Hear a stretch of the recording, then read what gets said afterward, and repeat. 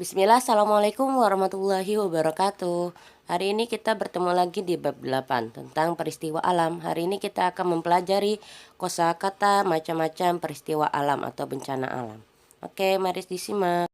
Buka halaman 100. Kemarin kita sudah membahas sedikit penjelasan tentang kosakata bencana alam ya. Pertama, caah. Caah artinya banjir. Ingat kata caah, ingat bahasa Sundanya air ya, cai.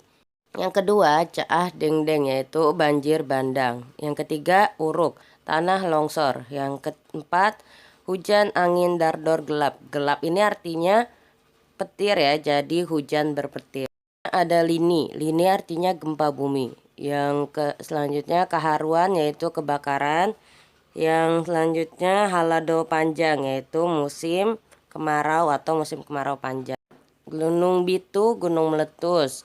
Angin puyuh atau angin puting beliung. Tsunami sama dengan tsunami. Tornado tetap tornado. Tugasnya hari ini adalah kalian mengirim voice note atau FN istilah atau kosakata bahasa Sunda yang sudah tadi dijelaskan. Diingat ya, jangan dilupa, dihafal kalau bisa.